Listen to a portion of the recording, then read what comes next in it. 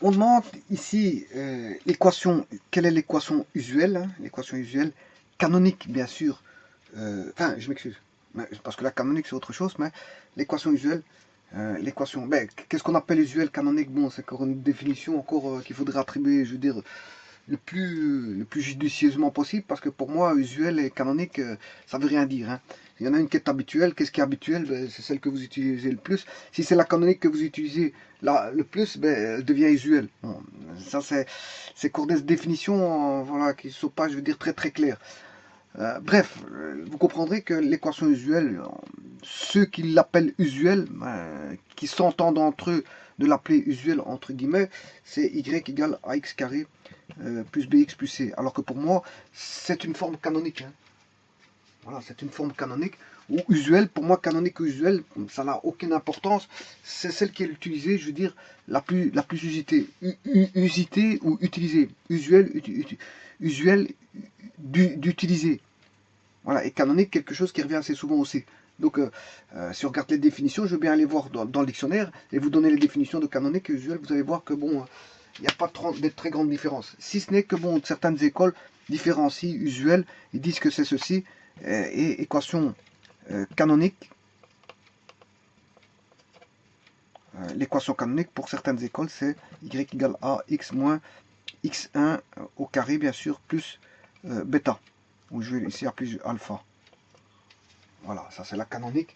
Et ça c'est l'usuel. Bon, on s'entend bien. Bon, c'est les gens qui ont fait certaines personnes qui ont fait un classement pour les distinguer, mais pour moi, l'usuel c'est celle que vous utilisez le plus, et canonique c'est celui que vous utilisez le plus. Donc tout dépend de ce que vous entendez par usuel ou canonique. Bon, maintenant, ça reste à définir dans une école. Qu'est-ce qui est usuel, qu'est-ce qui est canonique.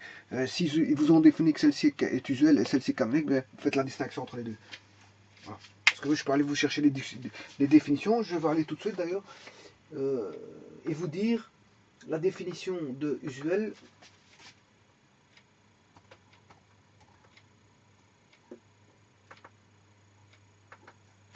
et canonique.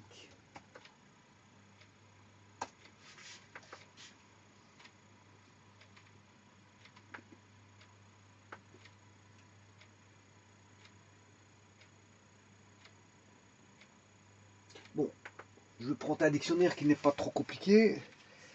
Je vais dans l'internaute. Bon, usuel, c'est un adjectif, tout le monde consent que c'est un adjectif, on est d'accord. Voilà, je vous lis le sens exact, hein, parce que bon, c'est vrai que les définitions c'est fort important, surtout dans le domaine des mathématiques qui traite d'une certaine logique mathématique. Donc si je veux dire, on ne définit pas clairement les choses, mais je veux dire, il est difficile d'établir des théories puisque les définitions sont mal faites. Alors maintenant, je vais vous lire ce que c'est que la définition de usuel.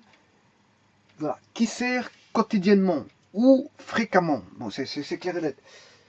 Alors, il y a des synonymes. Les synonymes, je vous les lis, c'est habituel et commun.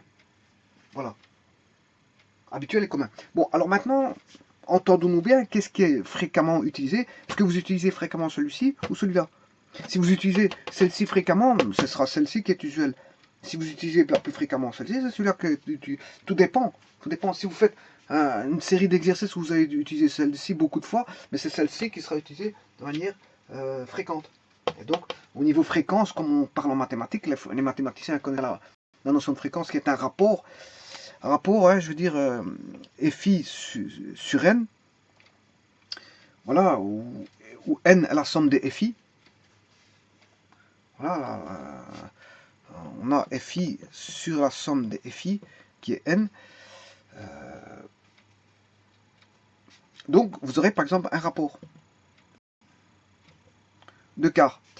Mais si j'augmente cette fréquence, voilà, cette fréquence vaudra 3 quarts.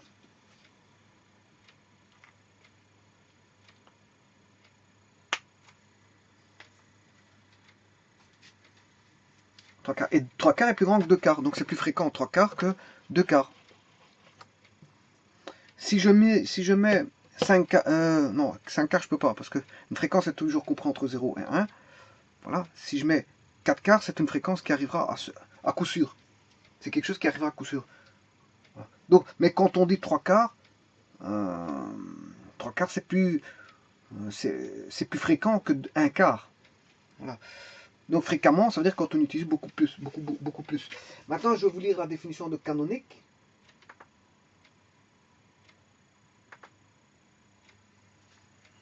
Bon, il faut bien distinguer les choses, parce que définir les choses surtout.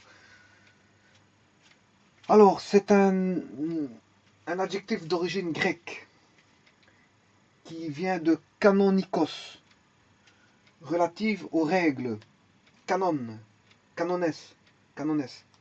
Ouais. Les règles. Et latine canonicus, conforme aux règles réguliers. Voilà. Cet adjectif est employé dans plusieurs domaines. Donc, voilà, dans les religions, en physique, en informatique et bien sûr en mathématiques. Et en mathématiques, canonique qualifie des objets qui semblent être naturels et instinctifs et qui permettent de faciliter des manipulations ultérieures. Exemple, base canonique, produit scalaire canonique, voilà, qui semble être naturel et instinctif. Encore là, c'est une définition à la mort moelleux. Qu'est-ce qui est naturel? Qu'est-ce qui est instinctif? Bon, naturel, instinctif. Bon, ça peut être naturel et instinctif, et ça peut être naturel et instinctif. Bon, c'est encore une définition à mort moelleux. Donc, ils veulent dire par là que naturel et instinctif, c'est quelque chose qui est par instinct, qui vient facilement, parce que vous l'utilisez beaucoup. Vous l'avez utilisé beaucoup, donc ça sort naturellement, ça vient instinctivement. Mais qu'est-ce qui est instinctif? Celle-ci ou celle-ci? Les deux. Hein. Les deux, si vous connaissez très bien les deux, vous utilisez tout aussi bien à la même fréquence les deux expressions. Il n'y a pas d'usuel, il n'y a pas de canonique, c'est deux expressions du second degré. Voilà, à deux formes différentes. Mais il faut bien les distinguer. Donc certains l'appellent usuel celle-ci, et certains l'appellent canonique ici. Mais maintenant, qu'est-ce que usuel par qui? Par une personne ou par un parterre de personnes? Elle sera usuelle peut-être pour un parterre de personnes, et peut-être que pour un parterre de personnes, les gens utilisent plus celle-ci. Voilà. C'est discutable, hein, c'est discutable. Parce que l'attribution de cette terminologie de usuel canonique, je n'aime pas trop. Ils auraient dû distinguer par d'autres terminologies. Voilà. Appeler ça par un nouveau mot, et pas par des nouveaux adjectifs. Les qualifier par des nouveaux adjectifs. Parce que usuel, ça veut rien dire. Hein. Un usuel pour moi n'est pas usuel pour un parterre de personnes. Si j'utilise ça de manière régulière, je ne peux pas me conformer à, voilà. Ma logique à moi serait que si j'utilise celle-ci de manière habituelle, c'est que celle-ci n'est pas usuelle, elle n'est pas habituelle. Enfin, elle sera habituelle pour moi, elle serait usuelle, puisque j'utilise plus celle-ci. Pour moi, l'usuel serait celle-ci. Voilà. Elle serait instinctive pour moi et naturelle, donc canonique et usuelle. Voilà. Alors que les autres utilisent plus celle-ci. Mais moi, je m'en fous des autres, c'est ma logique à moi. Donc ma logique à moi me dit que celle-ci que j'utilise plus, donc pour moi, c'est celle-ci qui est usuelle. Voilà, et c'est discutable, les définitions sont discutables. Hein, je veux dire, ils auraient dû jamais appeler ça usuel. Usuel pour qui? Pour tout le monde. Mais moi, je ne vais pas me baser sur tout le monde, je peux me baser sur ma propre logique, qui dit que moi, j'utilise plus celle-ci, et je ne suis pas en conformité que la régularité de ceux qui utilisent leur équation, qui serait celle-là, alors que moi, j'utilise celle-là. Voilà, qu'est-ce que c'est qu'usuel? Ils auraient dû définir ça autrement. Enfin, ça c'est la logique. Hein. La logique me dit que moi j'ai ma propre logique. Et les mathématiques, parfois, ont des défaillances de terminologie qui utilisent des définitions qui peuvent poser, je veux dire, certains problèmes. Comme celle que je viens de vous donner maintenant. Voilà, c'est une définition. Pour moi, usuel, ils auraient dû jamais appeler ça usuel ni canonique. Celle-ci, parce que ça n'a aucun sens. Ça n'a aucun sens pour certains. L'usuel, ce sera celle-ci. Ils vont utiliser fréquemment celle-ci. Voilà, alors que d'autres vont utiliser plus fréquemment celle-ci. Bon, il n'y a pas de... Voilà. Enfin bref, nous, on va utiliser l'usuel d'après la définition donnée par les mathématiciens et donc dans les livres mathématiques. L'équation usuelle, pour eux, c'est celle-là. Voilà. Alors que pour moi, une équation usuelle, elle ne devrait pas porter cette terminologie. C'est ça que je veux dire. Bon, on va pas discuter 24 heures sur ça, mais on va résoudre les problèmes. Mais sachez que l'équation usuelle, ce qu'ils appellent, entre guillemets, l'équation usuelle, c'est celle-ci. C'est celle-ci. Alors que je n'aime pas le terme usuel. Hein. Le terme usuel, ils auraient dû jamais demander, appeler des choses qui sont régulières. Parce que qu'est-ce qui est régulier, on ne sait pas. Pour quelqu'un qui veut utiliser de manière régulière une telle formule, n'est pas pour quelqu'un d'autre usuel, parce qu'il va peut-être utiliser d'autres formules. Donc pour lui, c'est pas usuel.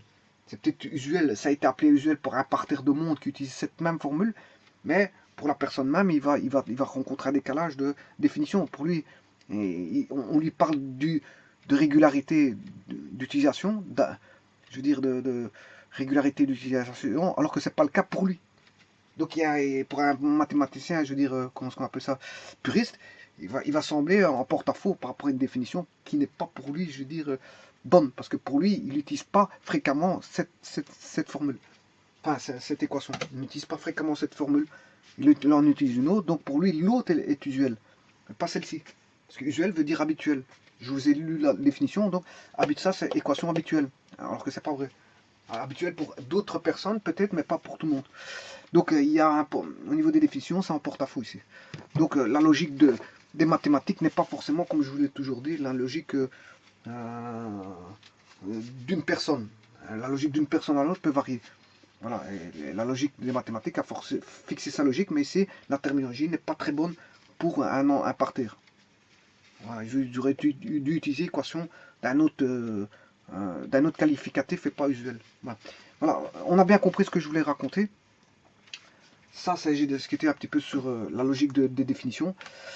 Je vais maintenant parler de cet exercice. Donc on a un point qui est le point 1, 1, moins 1, qui appartient à la parabole. La parabole, bien sûr, elle est ici d'équation y égale ax carré plus bx plus c. Ce point-là appartient à la parabole, donc il vérifie l'équation de la parabole. On a un axe de symétrie qui est x égale moins 3, et on a un sommet qui vérifie aussi l'équation de la parabole, qui est moins 3, 1, moins 3, 1. Alors, on va vite faire cet exercice. Le x, il vaut 1, 1 au carré, a fois 1 au carré, plus le x, il vaut toujours 1, plus c, et le y vaut moins 1. J'ai juste remplacé le x par la valeur 1, 1 au carré fois a, plus b fois 1, puisque le x vaut 1, j'ai remplacé juste le x par 1. Voilà, mais le y vaut moins 1. J'ai juste fait ça. Donc je me retrouve avec 1 au carré fois a plus b fois 1, une fois b plus c, ce qui fait a plus b plus c. Donc là, je vais me retrouver avec a plus b plus c égale moins 1. Donc, c'est ma première équation. A plus b plus c égale moins 1. Je vais en rechercher une seconde. Bon, là, je vais le faire passer par moins 3, 1. Donc, ce qui fait a moins 3 au carré, plus b fois moins 3, plus c est égal à... Là, il doit valoir, le y doit valoir 1.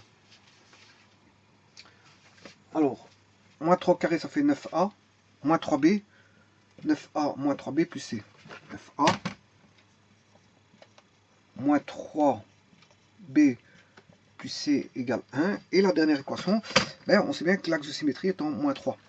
Dire que l'axe de symétrie est en moins 3, on sait bien que l'axe de symétrie vaut moins b sur 2a. Qui vaut moins 3, parce que l'axe de symétrie est en moins 3. Donc que vaut b, b vaut 6a. C'est une équation, j'enlève les moins, je prends les opposés dans chaque membre, ce qui fait plus, plus. Voilà, les moins tombent. Et le 2a, je le fais passer dans le membre de droite. 2 fois a, 2a fois 3, ce qui fait 6a. Donc j'ai b égale 6a. Voilà. Et là, j'ai trois équations. B égale 6a. J'ai trois équations, 1, 2, 3, en trois inconnus, ABC. ABC. Alors, je vais remplacer le B par, pour éliminer une inconnue et avoir plus que deux équations à deux inconnues. Là, j'ai trois équations j'ai trois équations qui, je vous ferai remarquer qu'en d'autres termes, c'est 6a moins b égale 0. Hein. Ça, c'est 6a moins b égale 0. Voilà. Et le c vaut 0 ici.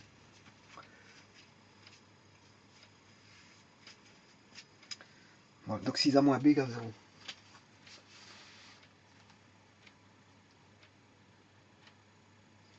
Bon, j'ai trois équations à trois inconnues. Bon, je vais remplacer, ici il n'y a pas de C, je vais remplacer le B par 6A pour la première et la seconde.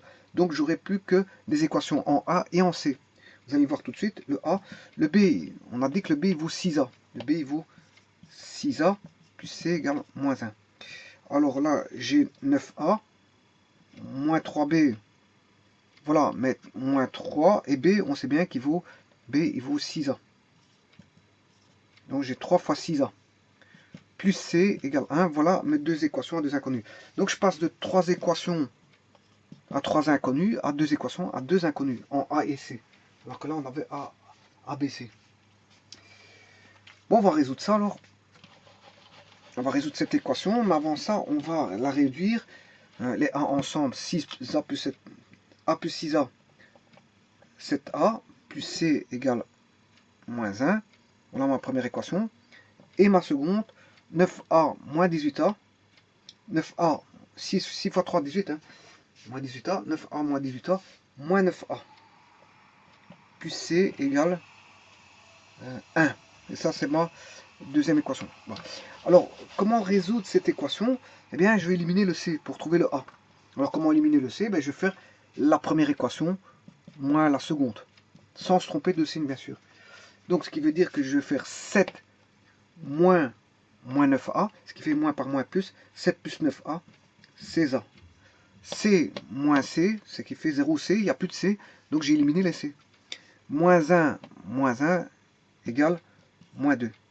Ce qui veut dire que A vaut moins 2 16e, ce qui fait moins 1 huitième. Voilà, j'ai mon A.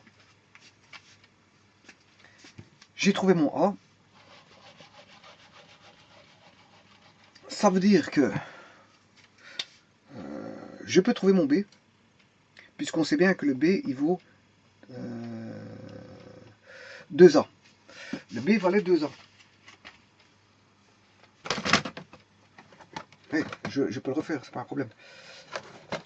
C'est pas un problème, parce qu'on sait bien que B égale, le X valait moins B sur 2A, qui valait, l'axe de symétrie était en 3, en moins 3. L'axe de symétrie étant en moins 3.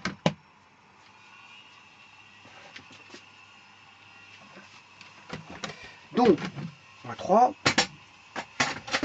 ce qui veut dire que, je vous rappelle, moins B égale moins 6A. Donc B égale 6A. Donc B égale 6A. Vous voyez tout de suite, ici, voilà, moins B égale moins 3 fois 2A, B égale 6A. Alors, j'ai le A. Le A, on connaît, je viens de le trouver. Le A, il vaut moins 1 huitième. Et le B, il vaut 6A. C'est-à-dire 6 fois moins 1 huitième. Ce qui fait moins 6 huitièmes. C'est-à-dire, voilà, je l'ai laissé en huitième. Hein. Vous allez comprendre pourquoi. Moins 6 huitièmes. Donc, le B, il vaut moins 6 huitièmes. Donc, ce qui veut dire que, maintenant, je vais vérifier si j'ai bien X qui vaut moins B sur 2A qui vaut moins 3. Je vais vérifier déjà à ce niveau-ci pour voir si j'ai bien les bons coefficients. Le B, il vaut moins 6 huitièmes fois 2 fois A. Et le A, il vaut moins 1 huitième. Ce qui fait moins 6 huitièmes divisé par moins 2 huitièmes. Ce qui fait moins 6 huitièmes fois 8 sur moins 2. Ce qui fait là, oui, c'est moins B sur 2A. Donc j'ai un moins ici, c'est moins B. Moins B, B vaut moins 6 huitièmes. Mais ici j'ai un moins B sur 2A. J'ai moins B sur 2A. Moins, je mets le moins. Le B il vaut moins 6 huitièmes et le A il vaut moins 1 huitième. Donc il manquait un moins. Voilà, que je vais mettre ici. Voilà, il manquait un moins. Voilà, que je vais mettre ici. C'est le moins du moins B sur 2A si vous voulez. Donc ce qui fait 8 sur 8, ça tombe. Il reste moins 6 sur moins 2, ce qui fait 3. Mais avec le moins ici, ça fait moins 3. Donc on trouve bien moins 3. Vous pouvez être capable de faire ce calcul-là et de vérifier qu'on retrouve bien moins 3. Bon, maintenant, ce qui veut dire que ma parabole, qui est y égale ax carré plus bx plus c, ben, c'est y égale moins 1 huitième de x carré moins 6 huitièmes de x plus c. Et là, je vais le faire passer au niveau du point, peu importe, soit le point 1 moins 1 pour trouver le c, soit moins 3 hein, pour trouver le c. Je peux choisir, hein, je peux choisir ce que je veux. Moi, je vais choisir le point là, 1 moins 1. 1 moins 1. Donc, si je remplace par 1 au carré, ce qui fait 1, j'aurai moins 1 huitième. Bien sûr, le y doit valoir moins 1. Le c, il vaut 1. Donc, ce qui fait, voilà. Et je retrouve une fois moins c huitième. Et je retrouve mon c. Je peux retrouver mon c. Alors, mon c, il vaut quoi? Il vaut moins 1 plus 1 huitième. Oui, si je peux déjà calculer, ça fait moins 1, moins 6, moins 7 huitièmes. Moins 7 huitièmes. Ouais, je voulais vous faire une remarque. Est-ce que simplifier, c'est bon? Est-ce que simplifier, c'est toujours bon? Je ne crois pas, hein, parce que ici, si vous aviez fait, si j'avais simplifié auparavant moins 6 huitièmes, moins 3 quarts, il faudrait que je remette en cours ici le moins 3 quarts, je remette en huitième. Hein. Donc j'aurais passé de huitième en quart, de quart en huitième. Donc laissez en huitième parce que vous voyez qu'il y a beaucoup de huitièmes partout. Donc qu'est-ce que vous faites? Vous laissez en huitième. C'est comme en statistique. Quand vous avez 4, si l'univers fait 16, et que vous obtenez par exemple une fréquence de 4 16e, laissez 4 16e. Hein. Ne simplifiez pas en un quart. Pourquoi? Parce que si vous simplifiez en un quart, oui, ça veut dire que vous avez 25%. Mais si vous laissez par exemple 4 16e, on comprend tout de suite que le référentiel fait 16. Donc sans simplifier, on voit tout de suite le référentiel. C'est ça que je veux dire. On a une vue directe sur les référentiels. Enfin, le référentiel de l'univers oméga, qui serait de 16. Donc, n'allez pas trop vite simplifier en mathématiques. C'est vrai qu'on vous dit toujours de simplifier les fractions, mais il faut simplifier quand c'est utile. Hein, quand vous avez...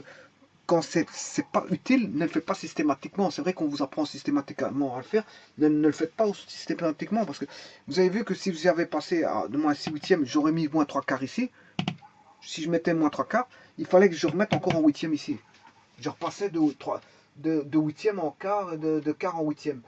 Donc, terminez vos calculs, et puis si vous avez envie de simplifier à la fin, vous simplifiez. Vous simplifierez à la fin. Mais, je veux dire, vouloir simplifier à tout bout de champ partout, et puis après ramener sur des nouveaux dénominateurs qui sont ceux que vous aviez précédemment, ben, je veux dire, c'est un petit peu embêtant. Donc ici, ça fait moins 7 huitièmes. Voilà, et on se retrouve avec moins 1 plus 7 huitièmes. Le C vaut moins 1 plus 7 huitièmes. Là, moins 1, c'est moins 8 huitièmes, plus 7 huitièmes, ce qui fait moins 1 huitième. Le C il vaut moins 1 huitième. Voilà. Donc, le C vaut moins 1 huitième. Et de cette façon-là, j'ai le Y qui vaut moins 1 huitième de x carré, moins 6 huitièmes de x, moins 1 huitième. C'est parfait. J'ai tout en huitième. J'ai rien simplifié ici. Vous avez bien vu que je ne sais pas encore simplifier. Hein. Voilà, ça m'arrange. Et si je multiplie tout par 8, le y vaut moins x carré, moins 6x, moins 1. Voilà, j'ai tout multiplié par 8. Alors maintenant, je vais remplacer, pour voir si tout est correct, je vais remplacer par le point 1, je dois trouver moins 1. Voyons voir.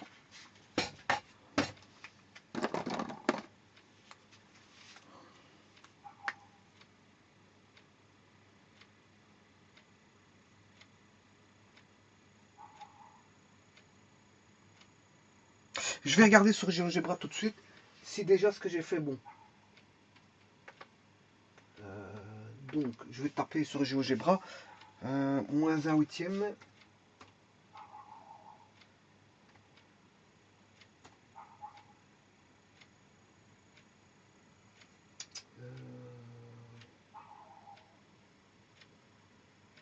Je vais faire juste une correction. Hein. Donc, je suis en train de vérifier si je raconte pas de bêtises ici. Moins 10 carré. À défaut de le dessiner, bon, c'est moins 1 huitième. Je vais l'écrire tel quel. Moins, sur GeoGebra bien sûr. Hein. 6 huitième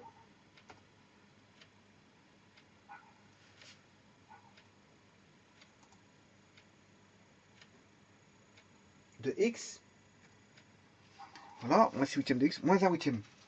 Moins 1 huitième.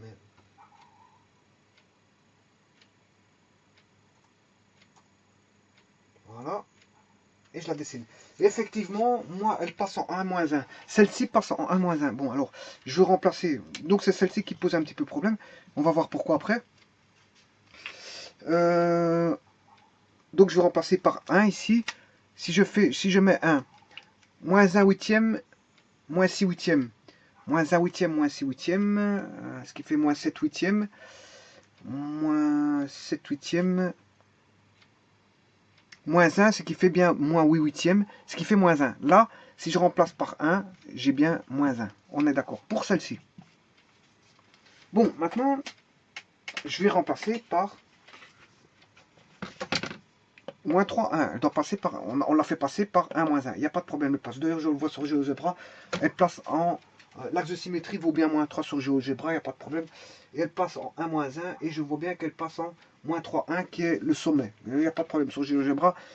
Il y a tout qui est bon. Alors ici, normalement, si je n'ai fait aucune erreur, ben, fatalement, moins 3 au carré, ça fait 9. 9 moins, fois moins 1, c'est moins 9 huitièmes. Alors, moins 3 fois moins 6, ce qui fait 6, 18. 18 moins 9, ce qui fait 9 huitièmes. 9 huitièmes moins 1 huitième, ce qui fait 8 huitièmes. Et 8 huitièmes, ça fait bien 1. Je passe bien par le point moins 3, 1. Alors, ici, je n'ai rien fait d'autre que de remettre tout au même dénominateur. Hein. Bon, de là à là, si celle-ci est valide, c'est que celle-ci est valide. Hein. Bon, c'est juste tout qui est mis au même dénominateur, mais ce qui fait moins 1 x carré, moins 6x, moins 1. Bon, alors, ce qui veut dire, c'est que je ne peux pas multiplier tout par 8. Le problème, il est là. Donc, mais je vais dessiner celle-là malgré tout. Moins x carré, moins 6x, 6x, ouais, je peux pas diviser par 8, c'est tout à fait normal. Hein. Je peux pas multiplier par 8. Moins 6x, c'est tout à fait normal, c'est naturel. Voilà, moins 6x, ouais, c'est tout à fait, c'est ça le problème. Moins 1, effectivement, je peux pas, parce que si vous divisez, si je multiplie par 8, ça c'est pas bon, voilà. C'est là que c'est pas bon, on peut pas multiplier par 8. Parce que c'est une autre parabole. Ça veut dire quoi que, je veux dire, tous les y ont été, vous avez multiplié tout par 8. Vous avez plus, sur un huitième, hein, vous avez tout fois 8. Tout était multiplié par 8. Donc si je regarde bien, je vais aller regarder le sommet. Le sommet qui se trouvait en moins 3, 1 pour celle-ci, il va se trouver en moins 3, 8. Je vais aller voir tout de suite. 6, effectivement c'est le cas. Donc je ne peux pas multiplier par 8 la fonction. Voilà. Attention à cette erreur-là qui peut être une erreur, je veux dire, banale. Hein. On a tendance à tout multiplier. Voilà, la parabole par un coefficient. Bon, et ça, on peut pas faire parce que si vous multipliez par un coefficient, les y vont être multipliés par ce même coefficient. Donc vous n'aurez pas la même parabole. Vous allez avoir une parabole qui est démultipliée.